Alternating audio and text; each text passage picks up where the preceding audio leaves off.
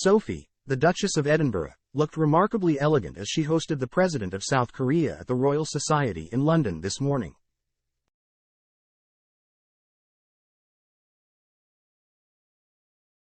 The occasion marks another high-profile engagement for President Yoon Suk-yeol and his wife Kim Ki-yeon in the UK, following their very royal welcome by King Charles and Queen Camilla at Buckingham Palace last night.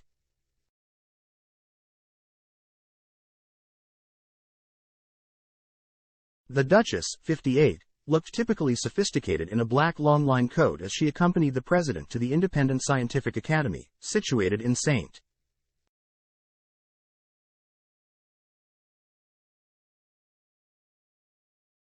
James's, London.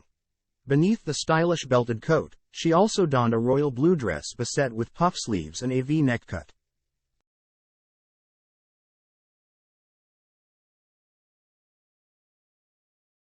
For her footwear, she went with a seasonal fit, sporting ruched leather brown boots which were apt for the chilly weather.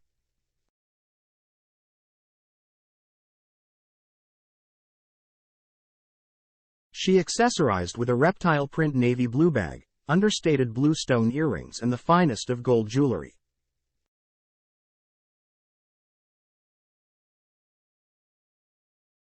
The royal's apple red manicure was the perfect pop of color to complement her very becoming look.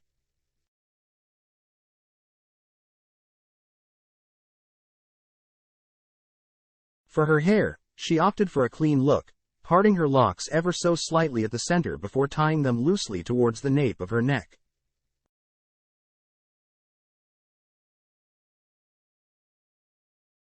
In line with the sophisticated aesthetic, her makeup appeared subtle, adding only a line of black eyeliner, a smidge of mascara and a rosy glossed lip.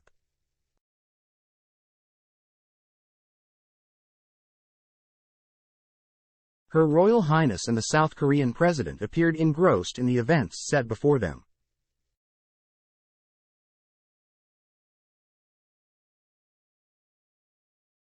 As they arrived at the Royal Society, they were met on arrival by the Society's President, Sir Adrian Smith.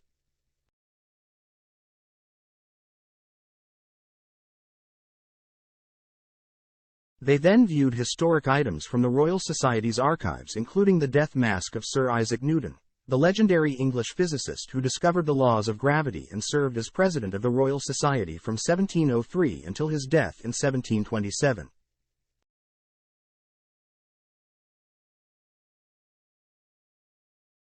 Other key items on display included Newton's reflecting telescope, created in 1671, a lock of Newton's hair, and a piece of wood from the apple tree at Newton's home in Lincolnshire that famously inspired his theory of gravity.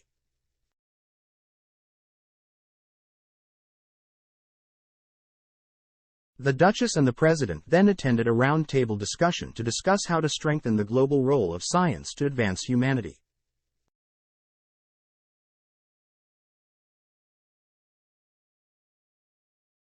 They were joined by various esteemed guests and notable scientific experts from the UK and South Korea.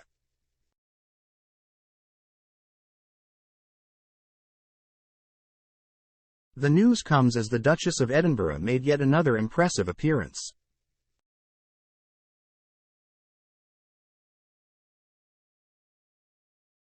The Duchess attended a glitzy state banquet on Tuesday evening to welcome the President and First Lady of South Korea to Buckingham Palace.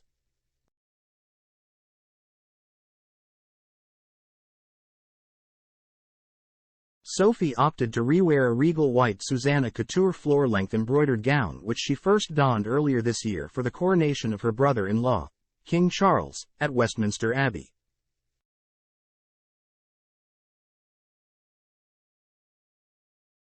The royal completed the elegant ensemble with Anya Hindmarch silver mod clutch bag and Emmy London Charlotte pumps which retail at £455.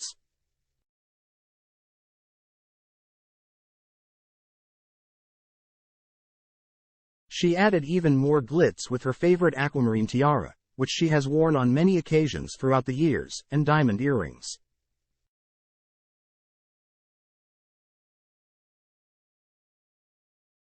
The King and Queen welcomed Yoon Suk-yeol and his wife Kim Ki-yeon to the glittering festivities at the palace.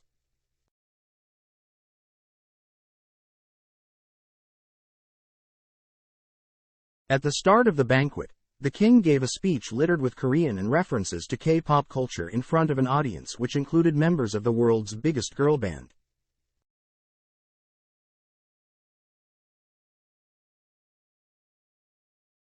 Speaking to more than 300 state banquet attendees, including singers Blackpink, he welcomed them with a smattering of Korean. Young Gug Eosan Geos Aulwan Yonghabnida, welcome to Britain.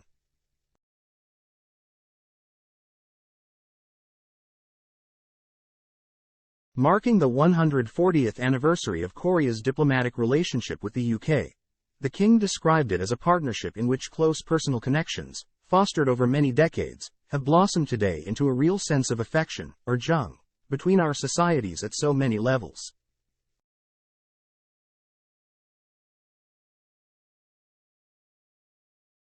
And he even joked about his own visit to the country in 1992 with the late Princess Diana, saying, "Sadly, when I was in Seoul all those years ago, I am not sure I developed much of what might be called the Gangnam Style."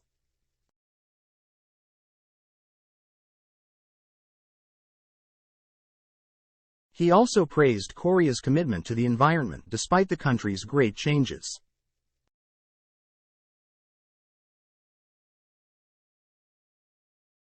The Republic of Korea, as one of very few countries which ended the 20th century with more trees than at the century's beginning, has always grasped this, he said.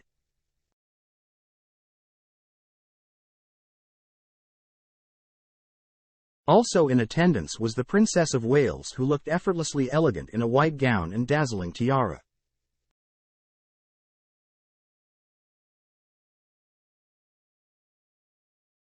Kate, 41, joined her husband Prince William in welcoming Yoon Suk-yeol and his wife at the glittering festivities.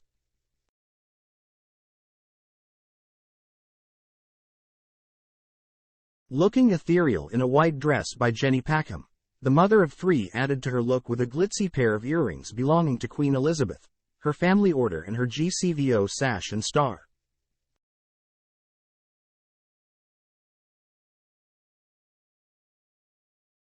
The royal also opted for the Strathmore Rose tiara, which belonged to the Queen Mother and was a present from her parents in 1923.